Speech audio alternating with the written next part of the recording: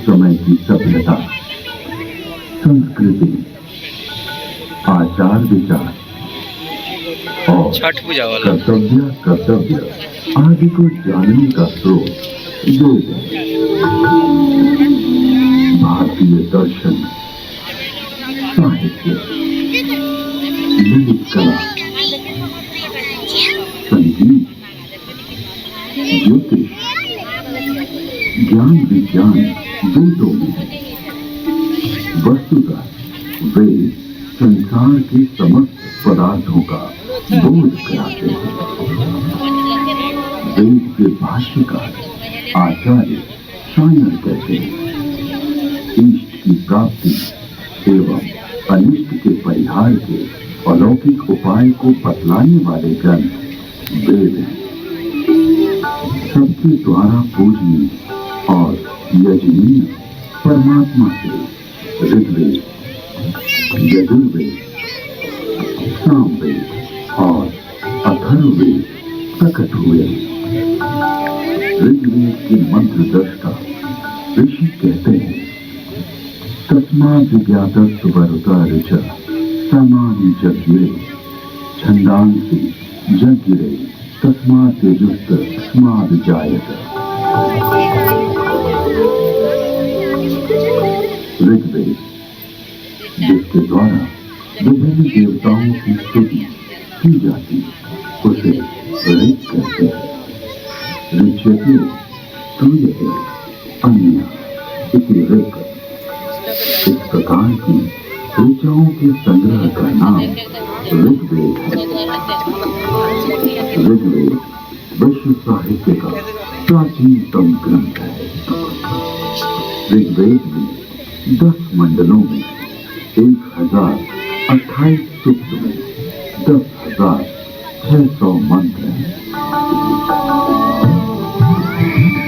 यजुर्वेद, यजुर्वेद में कर्मकांड का प्राधान्य है, जिसकी समाप्ति अनियत अक्षरों वाली है अथवा जो गद्यमय है, उसे यजुष कहते हैं। अन्यताक्षरावसानो यजुर। यजुर्वेद के 2 भाग हैं, शुक्ल यजुर्वेद एवं कृष्ण यजुर्वेद। शुक्ल यजुर्वेद में 40 अध्यायों में 1975 मंत्र हैं। कृष्ण यजुर्वेद गद्यात्मक है। सामवेद गीति साम है, गीतेषु समाख्या। संगीत का मूल उद्गम सामवेद है। सामवेद के 2 भाग हैं, पूर्वार्चित एवं उत्तरार्चित। सामवेद में 1875 मंत्र हैं। अथर्ववेद, अभिचार मंत्रों का ज्ञान अथर्ववेद में है। इसमें आयुर्वेद का विस्तृत विवेचन हुआ है। इसकी शौनक शाखा में 20 कांडों में 730 सूक्तों में 6000 मंत्र हैं।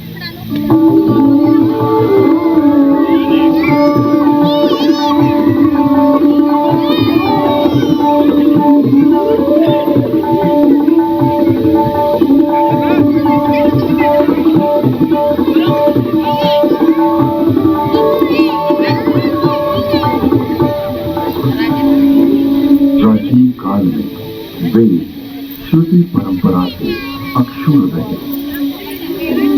वैदिक ऋषियों ने वेदों को कंठस्थ किया और अपने शिष्यों को इसका श्रवण कराया।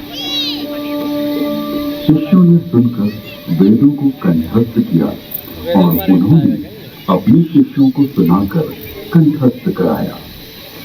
इस प्रकार श्रुति परंपरा से वेद अक्षुण्ण बने रहे। वेदों में किसी भी प्रकार की मिलावट न हो सके, इसके लिए वैदिक ऋषियों ने विकृति पाठों का निर्माण किया। वेदों में मंत्र दृष्टा ऋषियों का उल्लेख है, जिन्होंने मंत्रों का साक्षात्कार किया। इस परंपरा में सप्त ऋषियों का विशेष महत्व बतलाया गया है। सप्त ऋषियों का वैशिष्ट्य उपनिषद एवं पुराणों में मिलता है। ये 7 ऋषि हैं: वशिष्ठ,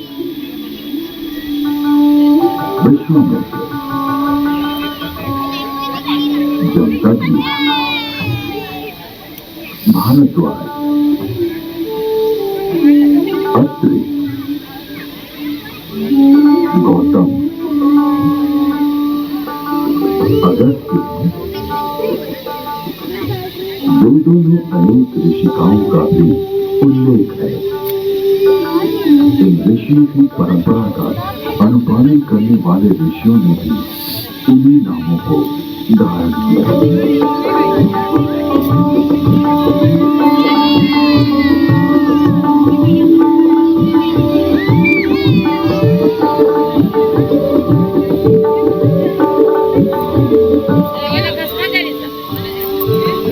आज विश्व में जिन आविष्कारों का श्रेय पाश्चात्य जगत द्वारा लिया गया है, उसे हमारे प्राचीन ऋषियों द्वारा तथ्य सहित हजारों वर्ष पूर्व प्रमाण सहित वेदों में उल्लिखित किया गया है। जैसे अगस्त्य संहिता में विद्युत उत्पादन के सूत्र मिलते हैं।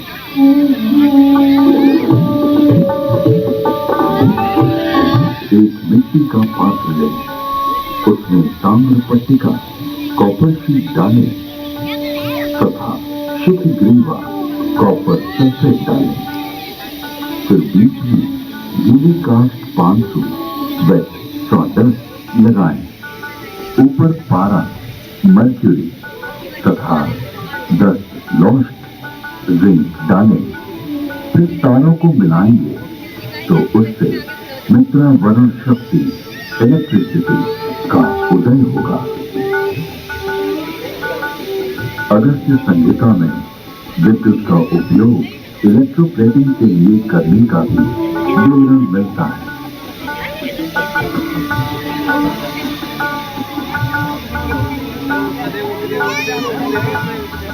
अतः अगस्त्य को कुंभोधाव बैटरी बोन भी कहते हैं।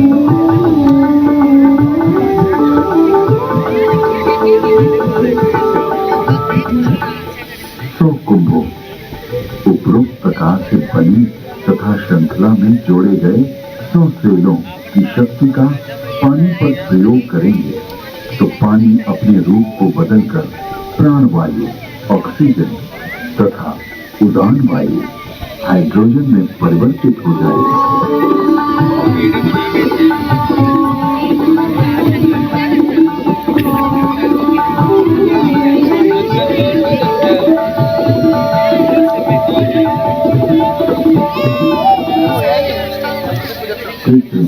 स्वर्ण अथवा रजत के लेप को संस्कृति कहा जाता है। लोहे के पात्र में सुशक्त जल तेजाब का घोल इसका सानिध्य पाते ही यमक क्षार, सोने या चांदी का नाइट्रेट ताम्र को स्वर्ण या रजत में ढक लेता है। स्वर्ण से लिप्त उस ताम्र को अथवा स्वर्ण कहा जाता है।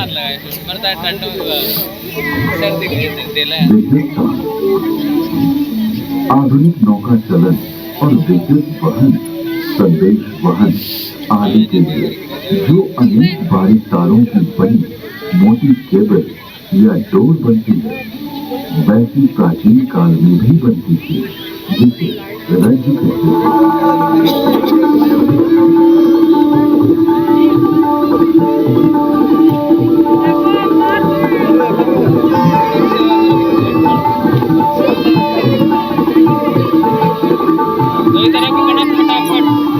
नौ तारों का सूत्र बनता है।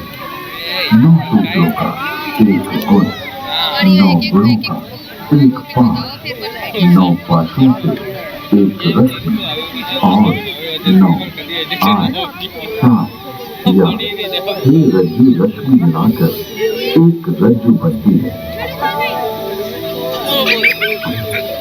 आकाश में उड़ने वाले गर्म गुब्बारे। इसके अलावा अगस्त्य मुनि ने गुब्बारों को आकाश में उड़ाने और विमान को संचालित करने की तकनीक का भी उल्लेख किया।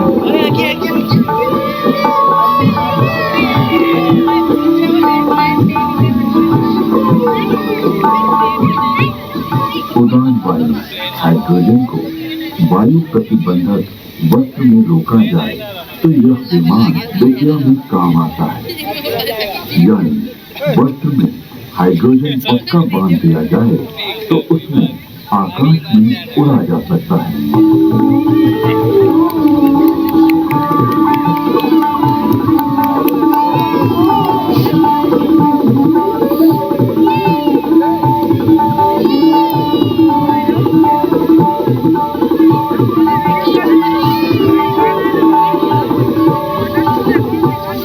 विमान वायु पर उसी तरह चलता है जैसे जल में नाव चलती है। तत्पश्चात उन काव्य पंक्तियों में गुब्बारों और आकाश छत्र के लिए रेशमी वस्त्र सुयोगी कहा गया, क्योंकि वह बड़ा लचीला होता है। वायु पूर्ण वस्त्र प्राचीन काल में ऐसा वस्त्र बनता था जिसमें वायु भरी जा सकती थी। इस वस्त्र को बनाने की निम्न विधि अगस्त्य संहिता में।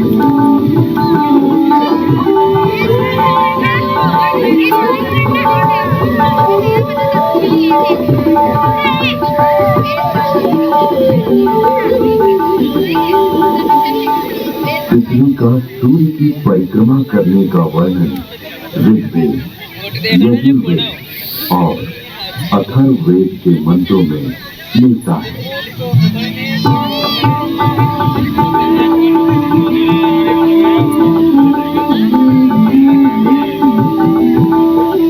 यह पृथ्वी घूमती है, अपनी माता अंतरिक्ष के सामने रहते हुए सूर्य रूपी पिता की परिक्रमा करती है।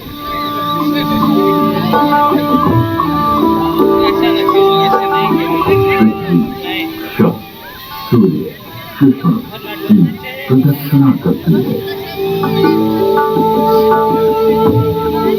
ऋग्वेद में जल की उत्पत्ति यानी H2O का उल्लेख है।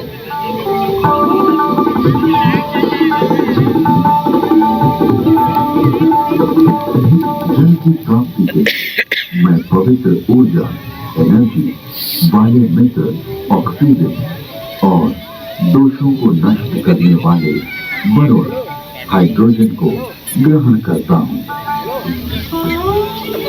यजुर्वेद में सूर्य में उच्च जल तत्व यानी हीलियम का संकेत किया गया है।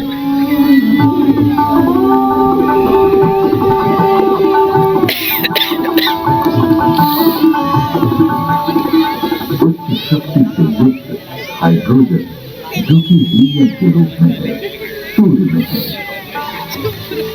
सूर्य के चारों ओर गैसों के समूह का उल्लेख ऋग्वेद में है।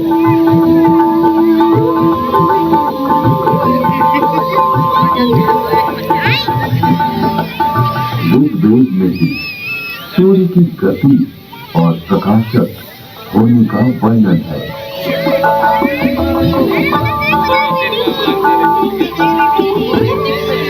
हे सूर्य, तू ऐसे वेद से जो कि मनुष्य के ज्ञान से बाहर है, सबको दिखाई देता हुआ सदा चलता रहता है।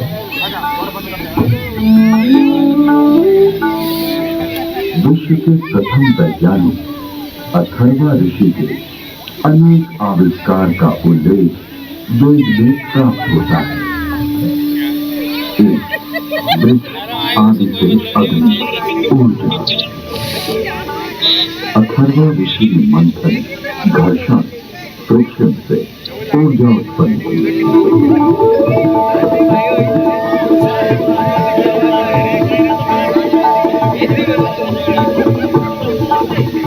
आनंद नामक वृक्ष की लकड़ी में अग्नि।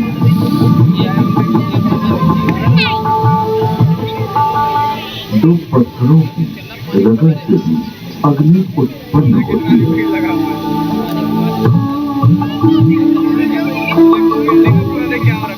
दूसरा, जल मंथन से अग्नि, हाइड्रो इलेक्ट्रिक हाइडेल। अथर्वा ऋषि ने तालाब के जल से मंथन फ्रिक्शन के द्वारा जलीय विद्युत हाइडेल का आविष्कार किया।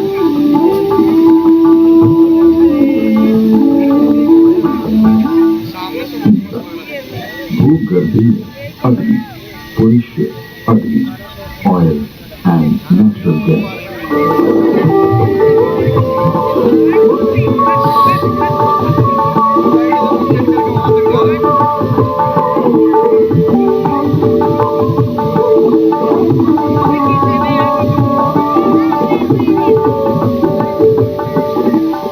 अथर्ववेद में सूर्य के पदार्थों के प्रकाशित होने अर्थात वर्ण कलर प्राप्त होने का वर्णन है।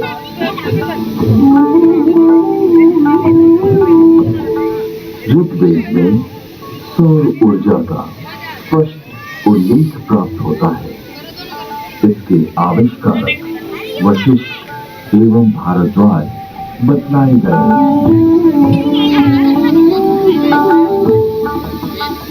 ऋग्वेद में सूर्य की घातक किरणें अल्ट्रावायलेट रेज का वर्णन है।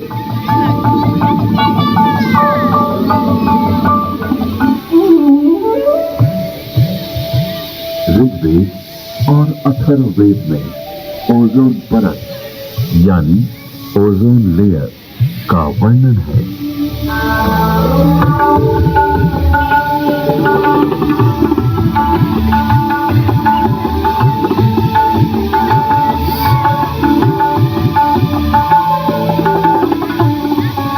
जिस प्रकार गर्भस्थ शिशु की रक्षा के लिए उल्व, जार, जेर, झिल्ली, परत, मेम्ब्रेन होती है, उसी प्रकार पृथ्वी रूपी शिशु की रक्षा के लिए परमात्मा ने इस महद उल्व ओजोन परत की रचना की है।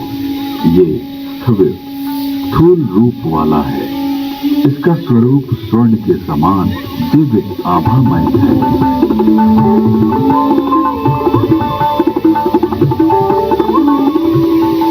ऋग्वेद में पृथ्वी का अपनी धुरी पर घूमना बतलाया गया है।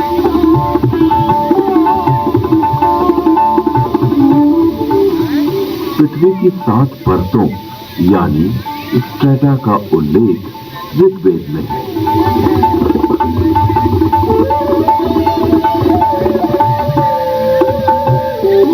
वेदों में पर्यावरण के संघटक तत्वों का निरूपण अनेक स्थानों पर किया गया है।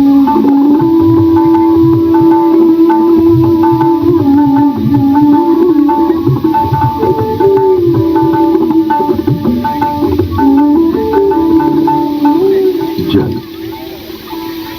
वायु और औषधियां, वनस्पति, ये तीनों भूमि को घेरे हुए हैं और मानव मात्र को प्रसन्नता देते हैं। अतः इन्हें छंद कहा गया है। इनके नाम और रूप अनेक हैं। अतः इन्हें पूर्व रूपम कहा गया है। लोक को ये तत्व जीवन रक्षा के लिए दिए गए हैं।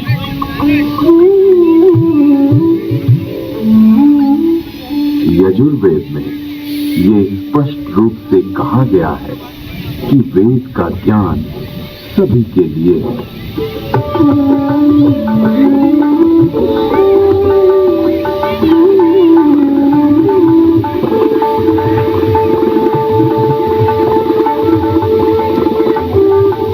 मैं कल्याणकारिणी वेदों की वाणी ब्राह्मण,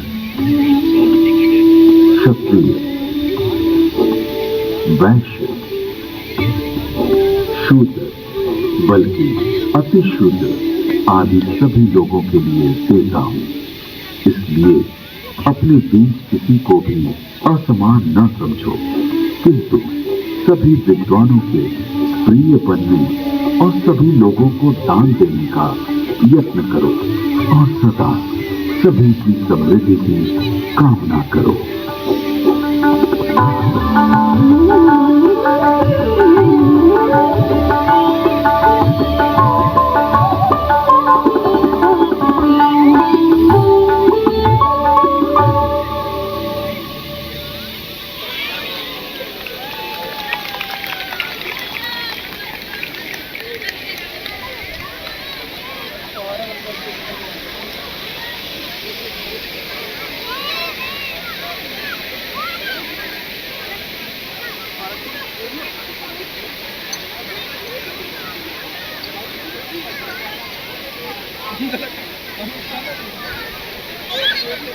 Thank you.